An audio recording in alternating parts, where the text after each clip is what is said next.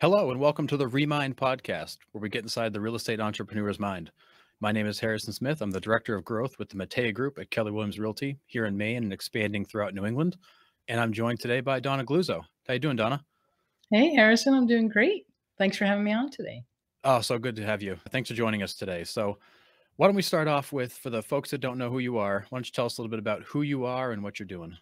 Sure. So my name's Donna Galluzzo, and obviously I'm an agent with the Matea Group, Keller Williams.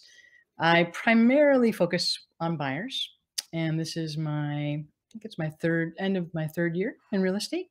It's been great. I love it. Awesome. So you probably didn't start in real estate, as we find a common trend of people that end up in real estate. So where'd you start off and how'd you get into real estate?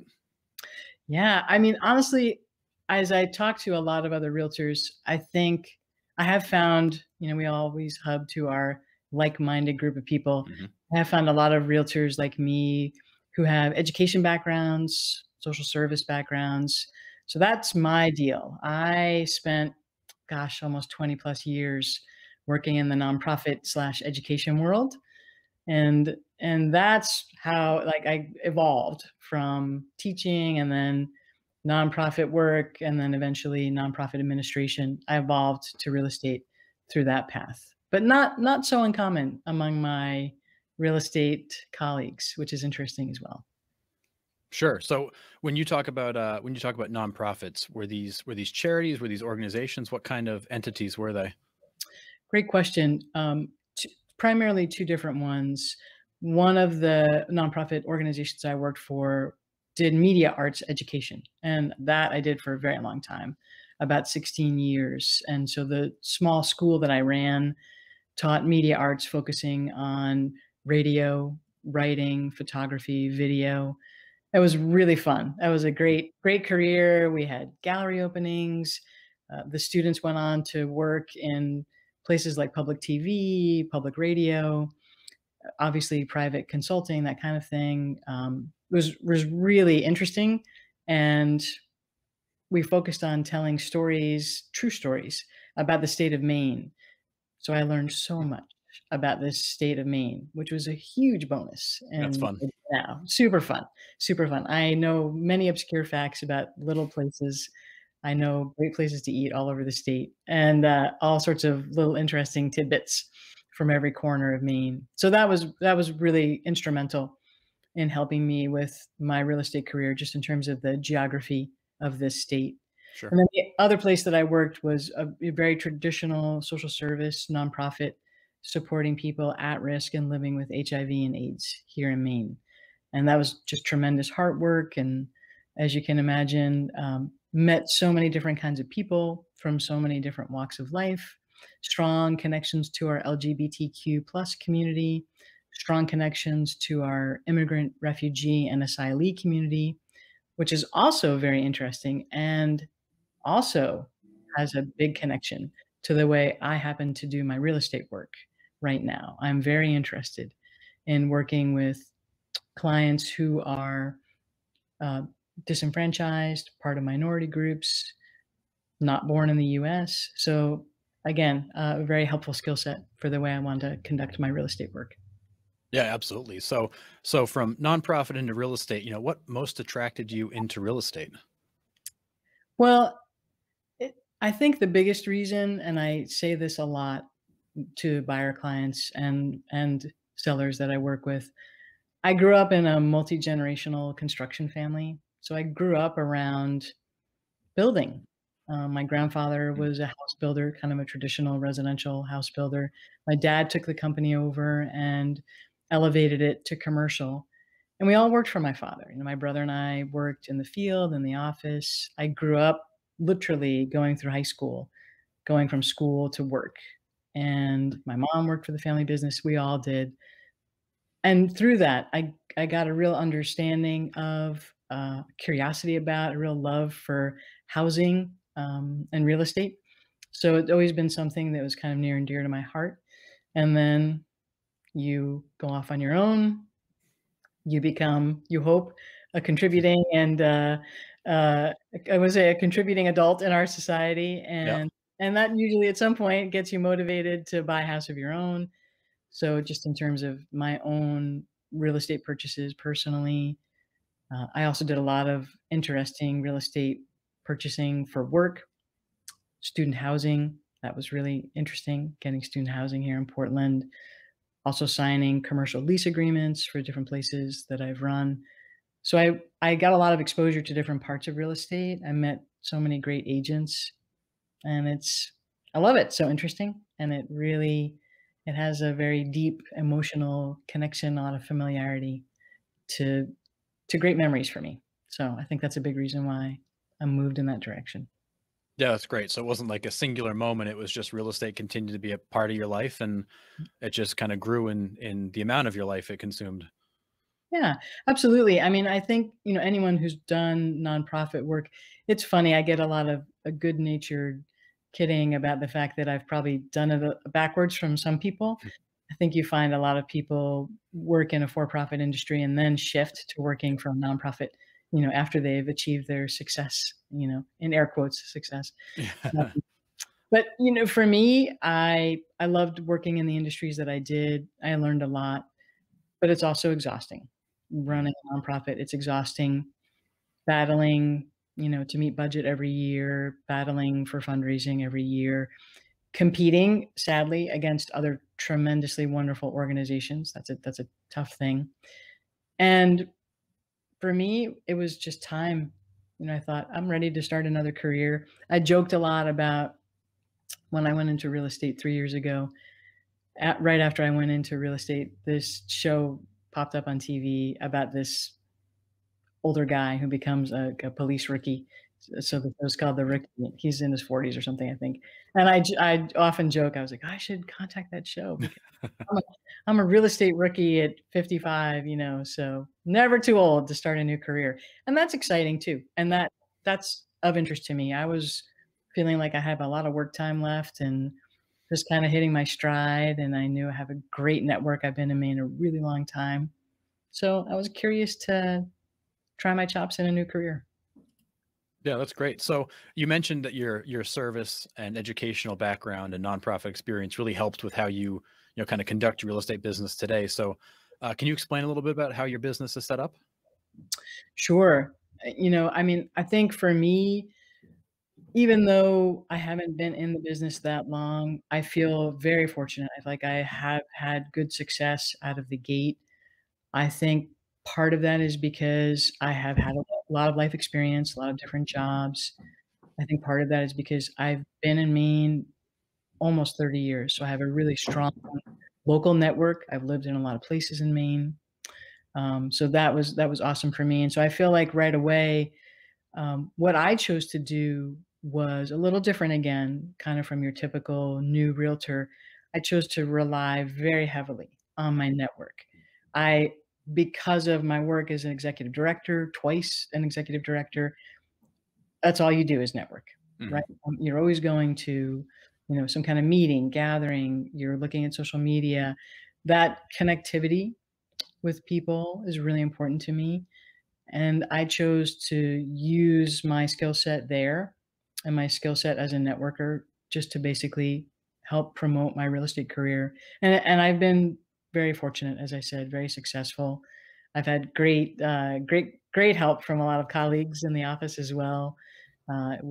Everyone has been so supportive. But I think that combined with those skill sets that I have, the fact that I'm not at all nervous to talk with strangers, go to social meetings, get up at crazy hours, drive far distances. All of that is all stuff that I was not working a non-traditional work week.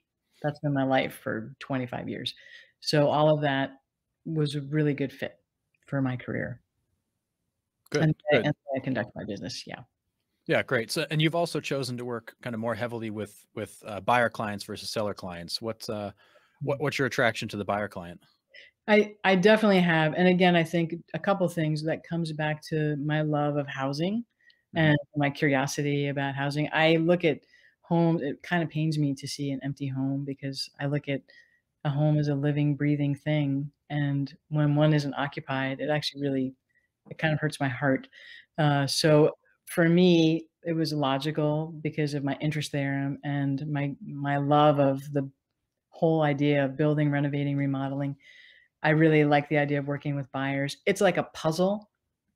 I love every buyer client because their personality is so different, and this whole idea of matching this person or family or couple to a neighborhood, a house, just trying to find the right fit for people. I love That's my favorite part of it. It's a great challenge, and it is a challenge, especially in this Sure. market, and trying to find places for buyers in this market. Hmm. Whew, I don't know that I was prepared for that. I don't know that anybody was. No. No, but it's a great challenge. I mean, Yep. whether it's a seller's market or not, it's a great challenge when you find all the things align and people are just so elated to be in their home, and you hear about their plans and what they're gonna do. My clients keep in touch with me, I keep in touch with them very regularly. So I'm always getting pictures of house changes, family changes, Mm. babies coming, puppies happening, renovations happening, new furniture coming in, so people are great, and I always want my clients to share, what changes are happening in their lives. It's fun. I love that part of it as well.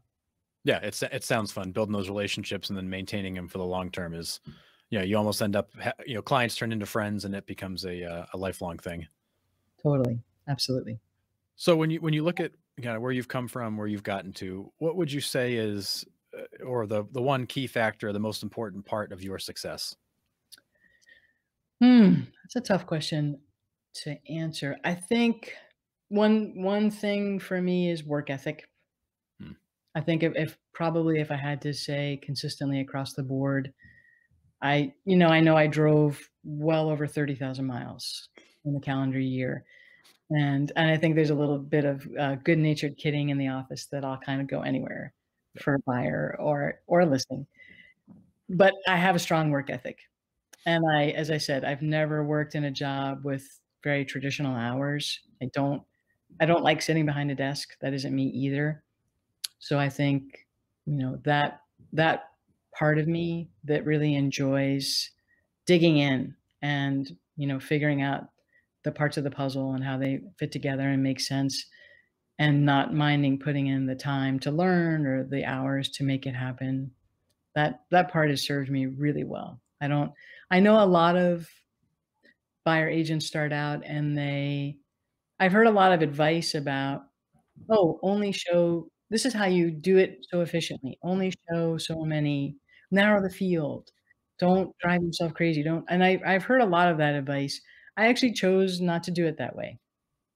It didn't work for me, and that could work beautifully for someone else. For me, and I have some clients I've been working with for 2 years. Obviously, we've seen a lot of houses in that time, Hmm. and I respect that. Again, it's a part of the puzzle of meeting what the client needs. That's how I look at it. Some clients don't wanna look at that many houses, and that's okay. And other clients need to look at 20 houses so that they can feel really confident that the one they wound up with works for them, you know?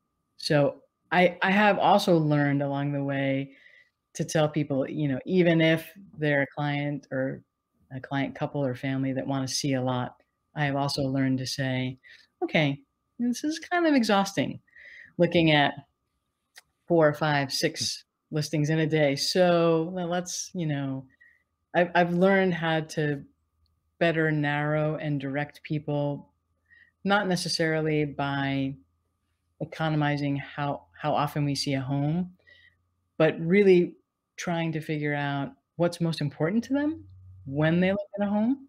I think that's really important. Everybody's got a thing that kind of leads the list when they're buying a house, and I think you've got to listen. It's another big skill that I brought Hmm. from my other work worlds. You gotta listen to your clients and really hear what's important to them and reflect it back to them.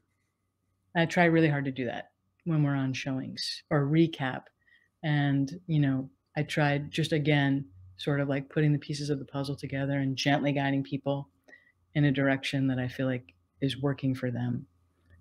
I pay a lot of attention to when I'm working with my clients to visual cues that they give me, the sound of their voice, their emotional reactions to things. So even if I wind up working with out-of-state clients or virtual clients, if I can have one time with them in person, if they can come to Maine for one weekend and we can look at even a few houses together, that tells me a lot about how to make it work for those clients when we're looking. So Yeah, that's great. So, yeah, a lot of people think of real estate as it's a sales position. You got to be salesy. You've got to close people, sell people. It sounds like for you, this is a service business and not necessarily a sales business. yeah, I think that's a great way of putting it. I would say most of the people on the team would say that I'm very customer oriented, customer service oriented. I know that I take a lot of time to show homes. I probably take more time than anybody on the team Hmm. to show a house. But I know I'm very thorough. I believe in pointing out the pros and the cons whenever we go somewhere.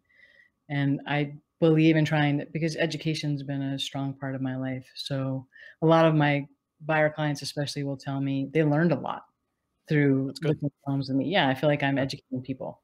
It's my goal. that's great. Yeah, trusted advisor and resource. Absolutely. Yep, So, what absolutely. would you say has been the most difficult lesson you've learned along the way?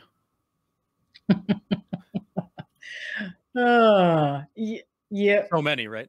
yeah, a lot, honestly. So, in terms of working with clients, I think it's good a good lesson learned is just to remind yourself to let go.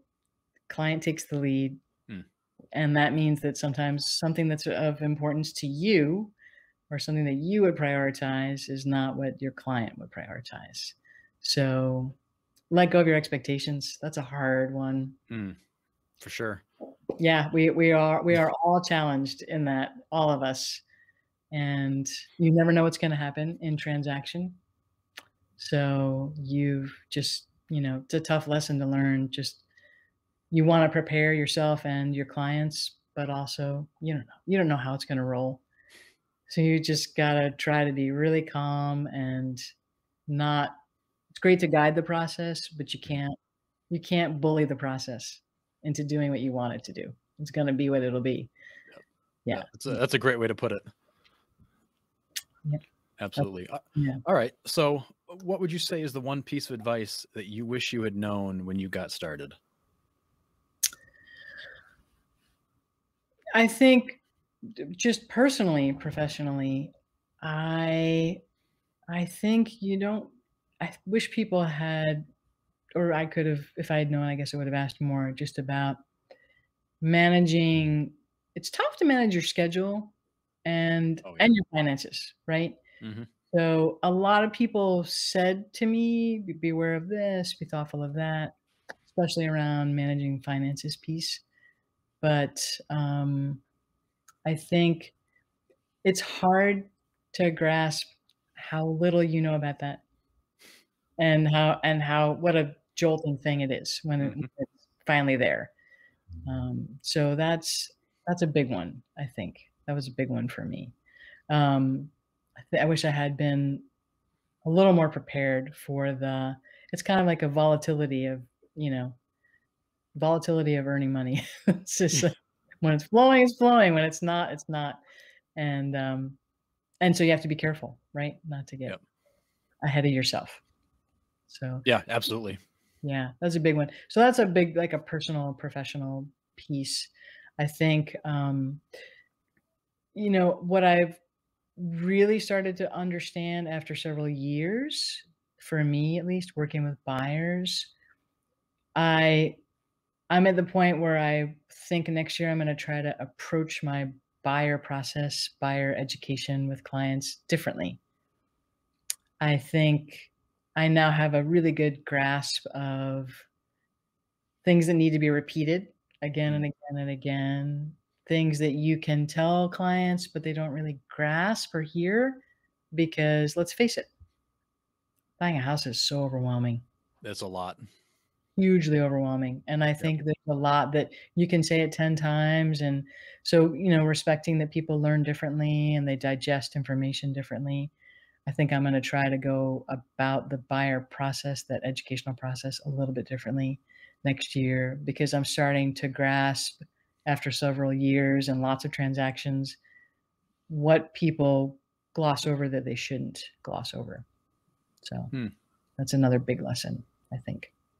Yeah, that's a good one. And you're right. There's a when people are buying or selling a home, there's a lot going on. It's a lot to absorb. It's nerve wracking and scary and exciting and all those things. And you're right. That educational component is big because there's a lot of things that happen that people don't truly understand until they're in it. 100%. And and even if you've gone through it before, Hmm. maybe you did it 10 years ago once, maybe your clients did it 30 years ago, maybe they've never done it before. Maybe I also think, and you know this, I've bought and sold a lot of real estate since I've gotten into real estate, Yep. personally, but I actually applaud myself and my spouse for, going along with all that, with doing that, because I think it's really reminded me what the process is like from a Yeah. client perspective, and that's invaluable because even Yeah. for us, it's overwhelming sometimes. Exactly. When you walk in their shoes, you certainly get a different perspective of what they're going through for sure. Yep, and, a lot of that is around working with the companion vendors in a transaction. So maybe at some point I'll feel really buttoned up about the way I handle buyer education, but there's always something that I learn even now, every single transaction, from the lender, from the title company, Hmm. from the inspector, from the vendors who are, giving quotes or doing work, I think, and from the other agents, you can learn about what to do and what not to do from really observing other agents. And that's really important to me too. I try to have a very respectful, communicative, collegial relationship with other agents. I'm a big negotiator. I'm a big fan in finding compromise. That's just how I live my life. That's how I do my real estate work. I think it serves us well when we work together as agents, even on different sides of the transaction. Yeah, absolutely. We're all trying to work together to the same outcome, you hope. And sometimes you learn that's not always the case, and sometimes it is the case and it goes great. Absolutely. And there's so many terrific agents here in Maine. Mhm. I've also learned, interesting, and I'm learning now to suss this out a little bit more. I've learned that real estate is conducted so differently in every state. Oh yeah. Right? The transaction can seem very similar, but it can be so different from certain states. So I realize with people relocating, I do work a lot with relocating buyers. I do a lot with video showings and such, and FaceTime showings, and that, like, whether live or recorded. And what I've learned is really understanding what their experience is in whatever place they're coming from. Even if they haven't bought themselves, they usually have some idea of what the experience is like from talking to family or friends. And often I find myself correcting, well, that's the way you do it in X place, but we don't do it like that here. Our state law is different, or Maine requires X and your state doesn't, or vice versa. And that's been very eye-opening, especially with the way people move around the country these days. Yeah. Well, and you mentioned the video showings, and I'd love to go back to that for a second. So we're hopefully coming out of a COVID world. You actually excelled in the middle of COVID, earning Rookie of the Year for Keller Williams. So what changes did COVID cause, and why was that such a good fit for how you do business? Yeah, that was wild, wild times. I think with the seller's market, with COVID creating this particular type of seller's market, I I think we all had to get really good at communicating differently. Um, you know, if you're in person and you're wearing a mask, it's hard to read people. Mm, for sure. So it's sort of odd, right? It was like we did a lot, with technology, and, the technology tools have been amazing and allows us to do a lot more. I think oddly enough, through COVID, the benefit of being able to do, FaceTime showings and have that technology, and because we had the safety of the screen in between us, it was almost easier sometimes Hmm. get to know people and read people, as opposed to meeting people live and showing them all over the place. You don't have time riding in the car with them. whenever you're interacting with them, you're wearing a mask. It's very and you can really listen to people's voice cues, but we learn a lot from our facial cues with clients.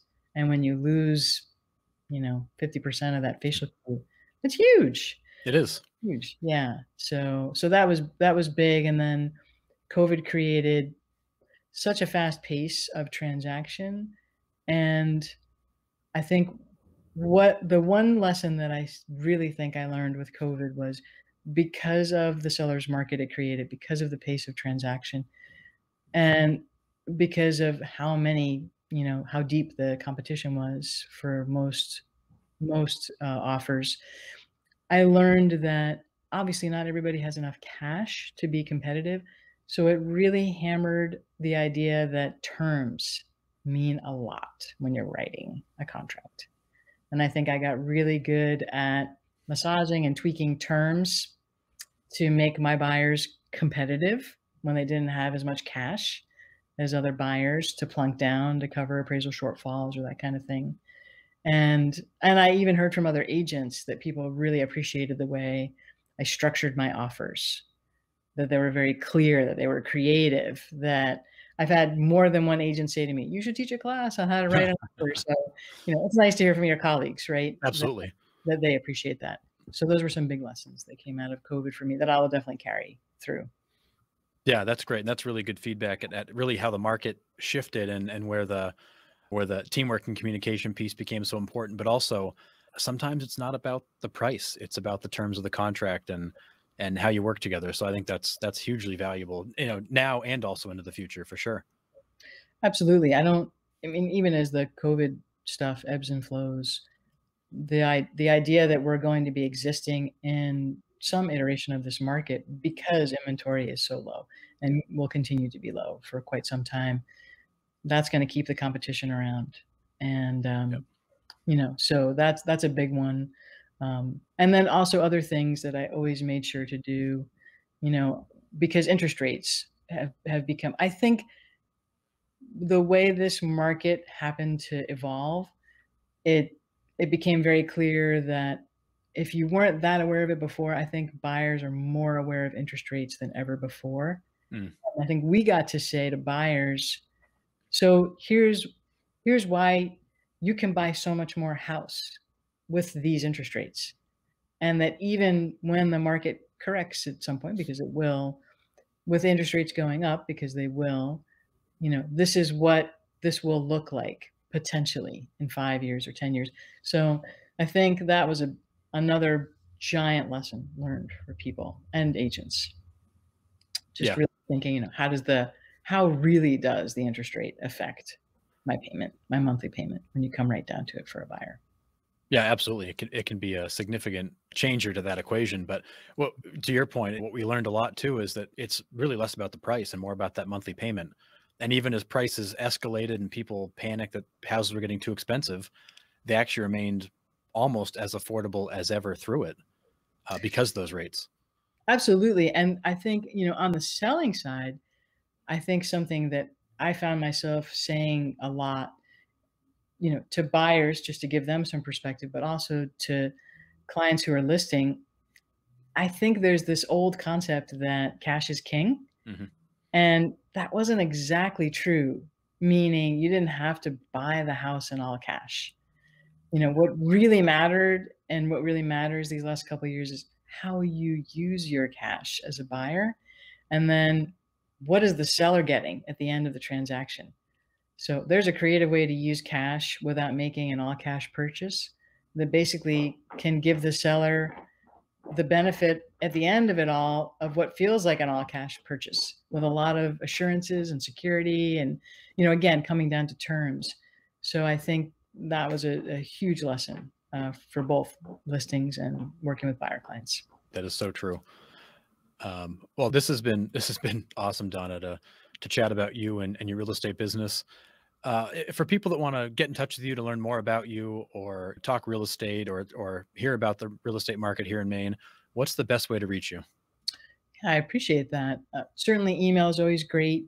People can email me at Donna at kwmatea.com. and that's KWMATEJA. Donna at kwmatea.com. People can call or text me 207-358-9585. But Harrison's going to post it too, I'm sure. When he posts this So I'll make podcast. sure to include it for sure. Yep. And go on the Matea Group website. There's a link to reaching me there, and I love our group. We have a terrific group of agents. We have a big group. We've done a tremendous volume of transactions these last couple of years. And one thing I say about our group is what makes us so good is we get you to closing. A lot of people can get you under contract. We get you to closing, and we do it very smoothly, and we have tremendously good admin support. And we're colleagues. We obviously keep ethical distance from each other, but we're rooting for each other and supporting each other. And so there's a lot of good vibe there with the team. So definitely check out the Matea Group website. And Jeff's been awesome. Jeff sells Maine. Do it. Awesome. Yep. Awesome. Well, it's been so great to have you. Thanks for sharing your story. Thanks. Would love to have you come back in the future and talk real estate again. Cool. I would dig that. Very. Right. Next time I got to bring, I'm reaching down because I'm petting my cutest dog in the world. Who's my real estate buddy everywhere I go. So for all you people who like golden doodles, you work with me, you get to meet Teddy, and he's worth the wait. He's pretty awesome. Teddy, the real estate dog, is very much an informal mascot for the Matea Group, and you'll see him all over the market, looking at properties, running comps. He does it all. He digs it. It's his favorite career too. There's no doubt about that. Well, that's awesome. Well, look forward to checking with you again here soon, Donna. Thanks so much for joining us. Thanks, Harrison. I appreciate it.